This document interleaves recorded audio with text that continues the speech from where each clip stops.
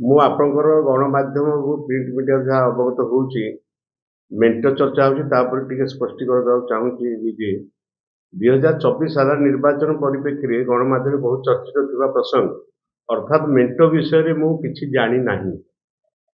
ହେଲେ ଏତିକି କିନ୍ତୁ ଦୃଢ଼ତାର ସହ କହିପାରିବି ଚଳିତ ନିର୍ବାଚନରେ ବିଜୁ ଜନତା ଦଳ ତାର ସର୍ବଶ୍ରେଷ୍ଠ ପ୍ରଦର୍ଶନ କରି 125 ସିଟ୍‌ରୁ ଅଧିକ ଆସନ ଜିତିବାକୁ ଯାଉଅଛି।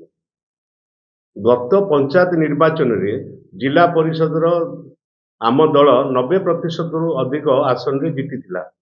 ଓଡ଼ିଶାବାସୀଙ୍କ ଆଶୀର୍ବାଦରେ 30ରୁ 30 ଜିଲ୍ଲାରେ ଜିଲ୍ଲା ପରିଷଦ ଗଠନ କରିଥିଲା। ସହରାଞ୍ଚଳରେ ମଧ୍ୟ ବିଜେଡି ସର୍ବାଧିକ ଆସନରେ ବାଜିମାତ କରିଥିଲା। ଗତ 3ଟି ସାଧାରଣ ନିର୍ବାଚନକୁ ମଧ୍ୟ ଯଦି ଆପଣ ଅନୁଶୀଳନ କରିବେ ତେବେ ଦେଖିବେ ସବୁଥିରୁ 75%ରୁ ଅଧିକ ଆସନରେ ବାଜିମାତ କରି ବିଜେଡି ସରକାର ଗଠନ କରିଥିଲା। ମାନ୍ୟବର ମୁଖ୍ୟମନ୍ତ୍ରୀ ନିଜ ପଞ୍ଚମ ପାଳିରେ ରାଜ୍ୟରେ 5T ପ୍ରଚଳନର ରୂପାନ୍ତରୀକରଣ ଧାରା ଜାରି ରଖିବା ସହ ରାଜ୍ୟର ସାମଗ୍ରିକ ବିକାଶକୁ ଆଗେଇ ନେଇଛନ୍ତି। ଆମର ଦୃଢ଼ ବିଶ୍ୱାସ ଚଳିତ ନିର୍ବାଚନରେ ବିଜୁ ଜନତା ଦଳ 125ରୁ ଅଧିକ ଆସନ ପାଇବାକୁ ଯାଉଅଛି।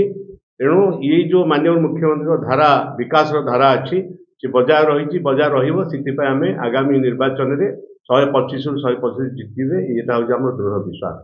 ଆମର ଯେତିକି ଆମେ ବିଗତ ଦିନରେ 3ଟି ଟର୍ମରେ ଯେତିକି ଆମେ ବିକାଶ ଧାରା ଜାରି ରଖି ଯେତିକି ଅଗ୍ରଗତି କରିଛୁ ଏବଂ 30ଟି ଜିଲ୍ଲାରେ ଆମର ଜିଲ୍ଲା ପରିଷଦର ଚେୟାରମ୍ୟାନ୍ ଗଠନ କରିଛୁ ଏବଂ ଆମର ମ୍ୟୁନିସିପାଲିଟି ଇଲେକ୍ସନରେ ବହୁତ ସିଟ୍ ଆମେ ବାଜିମାତ କରିଛୁ ଏବଂ ବିଗତ ଦିନରେ ଯେତିକି ସିଟ୍ ଆମେ ନେଇଛୁ ଏଇଥର ଚଳିତ ନିର୍ବାଚନରେ ମୋର ଦୃଢ଼ ବିଶ୍ୱାସ 125ରୁ 125ଟା ନିଶ୍ଚିତ ଭାବରେ ଜିତିବୁ।